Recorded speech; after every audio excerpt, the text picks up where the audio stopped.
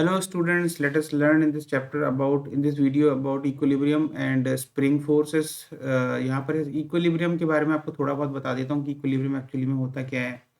कि यहाँ पर इससे पहले हमने जो भी फोर्सेस जो अप्लाई होती हैं वो सब देख लिए कि कैसे अप्लाई होती हैं। सबसे पहले आपको ये समझना पड़ेगा कि इक्विलिब्रियम एक्चुअली होता क्या है। इक्विलिब्रियम का मीनिंग है कि जो नेट फोर्सेस है ना सिस्टम के ऊपर वो लग ही नहीं रही है। सिस्टम पूरे सिस्टम इंडिविजुअली बॉडी के ऊपर फोर्स लग सकती है, लेकिन अगर पूरे सिस्टम पे अगर हम देखें तो पूरा सिस्टम एट रेस्ट है, रुका हुआ है। उस सिस्टम को कहते हैं इक्विलिब्रियम वाला सिस्टम, मतलब नेट फोर्स नहीं लग रही है। आप सिमिलरली जब आप रोटेशन चैप्टर में जाओगे तो आप देखोगे कि एक चीज होती है torque, torque which is force into perpendicular distance, वो भी जीरो होता है। तो कंडीशन ऑफ इक्विलिब्रियम दो कंडीशंस होती हैं, एक तो ये और एक ये। तो इन दोनों की वजह से पता चलता है कि सिस्टम में बॉडी इक्विलिब्रियम की आप में है। आपको पता कैसे चलेगा कि कोई भी बॉडी इक्विलिब्रियम में वो एट रेस्ट दिया होगा, रेस्ट रुकी हुई है, फिक्स रुकी हुई है, हिल नहीं रही। और दूसरी चीज नेट फोर्सेस जब बताया हुआ, जब क्वेश्चन में दिया हुआ है कि बॉडी इज इन इक्विलिब्रियम, मैंने मतलब वो इक्विलिब्रियम में है, यानी कि वो मूव ही नहीं कर रही है। ठीक है, न्यूट्रल, बिल्कुल न्यूट्रल है, without any torque, without any force, ऐसे करके उस बॉडी को हम इक्विलिब्रियम में कहते हैं। अब देखिए ये जो सिस्टम दिया हुआ है ना, मैंने पुली ब्लॉक सिस्टम दिया हुआ है। अब इस पुली ब्लॉक सिस्टम को मैं दोनों तरह से बताऊंगा कि जब ये इक्विलिब्रियम में होता है, नॉन इक्विलिब्रियम में होता है तो क्या होता है। अभी पहले अपन इक्विलिब्रियम का केस देखते हैं। ये ब्लॉक सिस्टम इक्विलिब्रियम में है, तो यहाँ पर जो फोर्सेस होंगी वो क्या क्या होंगी। सपोज यहाँ पर मैंने लिख दिया कि ये एक टेंशन T1 है, क्योंकि ये जो धागा है ये पूरा इसके ऊपर से जा रहा है, पुली के ऊपर से ऐसे करके। तो सेम थ्रेड है, तो यहाँ पर भी टेंशन T1 लगेगी। ठीक है, इस पुली के ऊपर भी टेंशन T1 लगेगी, इसके ऊपर भी पुली पर टेंशन T1 लगेगी। और 2m से 3m को कनेक्ट करता हुआ धागा डिफरेंट है, स्ट्रिंग डिफरेंट है, इसलिए यहाँ पर स्ट्रिंग टेंशन डिफरेंट लगेगी, विच इज T2। दूसरी फोर्सेस क्या क्या लगेंगी, m के ऊपर एक mg फोर्स लग रही है, 2m के ऊपर एक 2mg फोर्स लग रही है नीचे की तरफ, और 3m के ऊपर 3mg फोर्स लग रही है। ठीक है, बॉडी इक्विलिब्रियम में है, तो इसका मतलब इस सिस्टम का एक्सेलेरेशन जीरो होगा, रुकी हुई है। तो हम यहाँ पर अगर इक्वेशन बनाए तो क्या क्या बनेगी, T1 minus M G is equal to zero. ठीक है, ये m के लिए है। 2m के लिए अगर मैं बनाऊंगा तो 2m के लिए क्या बनेगी, T2 minus T1 plus 2mg is equal to zero. ठीक है, और 3m के लिए अगर मैं बनाऊंगा तो 3m के लिए मेरी बनेगी 3mg minus T2 is equal to zero. ये तब है जब बॉडी इन इक्विलिब्रियम में है, तो इसको यूज करके मेरे पास T2 is equal to 3mg आएगा, और यहाँ पर इसको यूज करके मेरे पास T1 is equal to mg आ जाएगा। ठीक है, तो यहाँ पर ये चीज सिस्टम में रहेगी, ये है इक्विलिब्रियम कंडीशन। वैसे ये सिस्टम इक्विलिब्रियम में नहीं है, लेकिन अगर ये इक्विलिब्रियम में दिया होता तो सॉल्व आप इस तरह से करते। अब देखते हैं यही सिस्टम अगर नॉन इक्विलिब्रियम में होता तो क्या होता। नॉन इक्विलिब्रियम में अगर ये सिस्टम होता तो उसके केस में इसका एक एक्सेलेरेशन होता, ये वाला। अब मैं इसको दूसरे कलर से लिखता हूँ जो कि आपका नॉन इक्विलिब्रियम में हो जाएगा। इसका एक एक्सेलेरेशन होता, इसका भी ऊपर एक एक्सेलेरेशन होता, फोर्सेस सेम होती, तो इक्वेशन क्या बन जाती, एम स्मॉल एम के लिए जो इक्वेशन बनती वो होती T1 minus M G is equal to M A, पहली इक्वेशन। 2m के लिए जो इक्वेशन बनती वो बनती T2 minus T1 is equal to 2ma, sorry T2 minus T1 plus 2mg is equal to 2ma, ये मेरी सेकेंड इक्वेशन बनती। और 3m के लिए अगर मैं इक्वेशन बनाता तो मेरी इक्वेशन बनती 3mg minus T2 is equal to 3ma, ये थर्ड इक्वेशन। ठीक है, अब इनको जब मुझे सॉल्व करना है तो सॉल्व करने के लिए मुझे क्या करना पड़ेगा, मुझे 1 प्लस 2 प्लस 3 अगर मैं करता तो मेरे पास क्या आता, एक्सेलेरेशन की वैल्यू आती। 1 प्लस 2 प्लस 3 अगर करता तो T1 T2 सब कैंसिल हो जाते, तो मेरे पास क्या आता, 3 plus 2 5, 5 minus 1 mg is 4, 4 mg is equal to 3 plus 2 plus 1 6ma, यानी कि mm कैंसिल, a की वैल्यू आ गई मेरी 2g/3।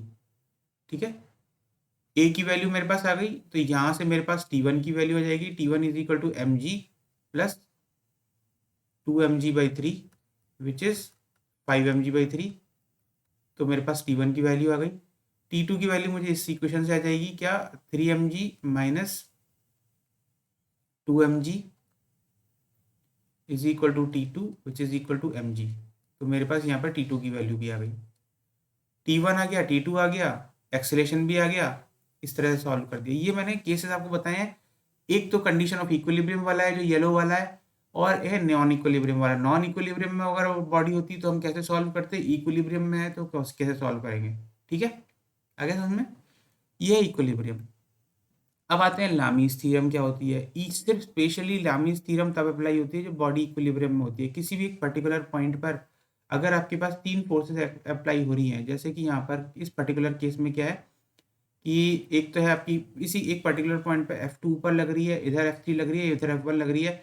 Angle between angle opposite to F2 is θ2, opposite to F3 is θ3 and opposite to F1 is θ1। तो उसके case में F1/sin θ1 is equal to F2/sin θ2 is equal to F3/sin θ3 होता है। इसको यूज करके आप F1 अगर एक भी कोई आपको फोर्स पता है तो बाकी दो फोर्सेस आप निकाल सकते हैं if you know the angle opposite to them. Clear, ये लामीज थ्योरम है, it is used in equilibrium. ये एक मेथड है to solve the equations very easily. Short method कह सकते हैं इसको आप, शॉर्ट ट्रिक कह सकते हैं। अगर अगर आप इसको यूज भी नहीं करेंगे तब भी सॉल्व कर लेंगे, तो कोई ऐसा खास घबराने की जरूरत नहीं है। पर रिजॉल्विंग ऑफ फोर्स यूज करना पड़ेगा। जब मैं प्रॉब्लम सॉल्व करूंगा तो आप एक बार देख लेना कि किस तरह से सॉल्व करते हैं इसको। Third is spring force. Spring force is what, spring force एक ऐसी फोर्स है जो कि एक तो सबसे पहली चीज ये कंजर्वेटिव फोर्स होती है, ये समझ लो आप। कंजर्वेटिव फोर्स मतलब फोर्स जिसका work done does not depend on path. लिख देता हूँ, ये मैंने पहले समझाया हुआ है वर्क पावर एनर्जी में।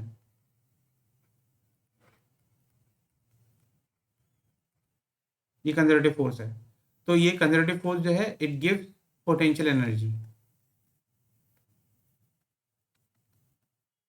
To spring. इसकी वैल्यू होती है -kx, वेयर k क्या होता है, स्प्रिंग कांस्टेंट, और x होता है एक्सपेंशन या कॉन्ट्रैक्शन इन स्प्रिंग। ठीक है, अब देखो मैं आपको दिखाता हूं कि यहाँ पर ना ये आपके पास सपोज एक मास दी हुई है, ये आपके पास एक मास है, सपोज करो कि ये मास है। अब इसमें आपने क्या किया ना, ये अभी रिलैक्स रिलैक्स स्टेट में थी, ये इसकी नेचुरल लेंथ थी L0 रिलैक्स स्टेट में। अभी आपने पहले केस में क्या किया, इसको कंप्रेस किया बाय डिस्टेंस x। तो कंप्रेस हुई, नेगेटिव हुई, तो इस पे जो स्प्रिंग फोर्स लगेगी वो क्या है, F इज इक्वल टू, ये 0 0 था, ये जो पॉइंट है ये 0 0 है, लेफ्ट में गई मतलब k इंटू -x हुआ। लेफ्ट में नेगेटिव होता है, राइट में पॉजिटिव होता है, तो फोर्स कहाँ लगेगी, फोर्स क्या लगेगी, kx। तो इसका मतलब जब ये लेफ्ट में गई तो फोर्स किधर लगेगी, राइट के डायरेक्शन में।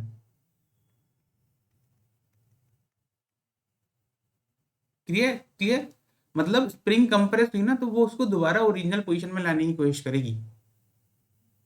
अब आते हैं, समझ में आ गया स्प्रिंग फोर्स कैसे लगती है। और दूसरे केस में जो नेक्स्ट केस मैंने यहाँ दिया हुआ है, इस वाले केस में क्या हुआ, स्प्रिंग एक्सटेंड हुई है फ्रॉम 0,0 से इधर की तरफ राइट में, एक्स पॉजिटिव है।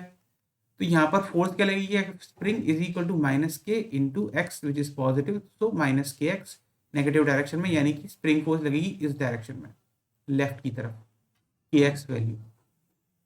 क्लियर, स्प्रिंग फोर्स तो बेसिकली आप ये समझ लो कि spring force is that force जो कि बॉडी को हमेशा ओरिजिनल पोजीशन पे लाने की कोशिश करती है, और फिर उसके बाद इसीलिए उसका जो पॉइंट ऑफ एक्शन होता है कि जहाँ पर वो एक्ट कर रही है वो फोर्स ऐसे एक्ट करेगी एक्सपेंशन में जिससे कि वो दोबारा ओरिजिनल पोजीशन में आ जाए, कंप्रेशन पे ऐसे एक्ट करेगी कि वो बॉडी दोबारा अपनी ओरिजिनल पोजीशन में आ जाए। अगर आपको फिर भी डाउट होता है तो ये फॉर्मूला के हिसाब से कर लो, पर इंपॉर्टेंट ये है यूज साइन कन्वेंशन।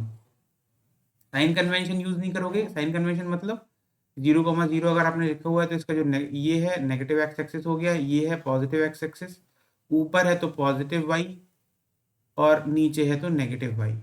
ये आप यूज़ करोगे तो फॉर्मूले में लगाओगे तो आपका डायरेक्ट आ जाएगा सही से आंसर, फोर्स कहाँ लगेगी। ठीक है, तो ये होती है स्प्रिंग फोर्स। अब बेसिकली आप ज़्यादातर सभी चीज़ें सीख गए हैं इक्विलिब्रियम के बारे में और स्प्रिंग फोर्स के बारे में भी। स्प्रिंग फोर्स का मैंने पोटेंशियल एनर्जी कैलकुलेशन में आपको वर्क पावर एनर्जी में भी बताया था, स्प्रिंग फोर्स के बारे में मैंने वहाँ भी आपको बताया था। तो अब इसके बाद में आपको सूडो फोर्स के बारे में बताऊंगा। तो all the best, thank you. इससे रिलेटेड जो प्रॉब्लम अगर आप देखना चाहते हैं तो इससे अगला वीडियो देख लेना प्रॉब्लम के लिए जो मैंने सॉल्व किया है, तो आपको इसकी एप्लीकेशन भी समझ में आ जाएगी। All the best, thank you.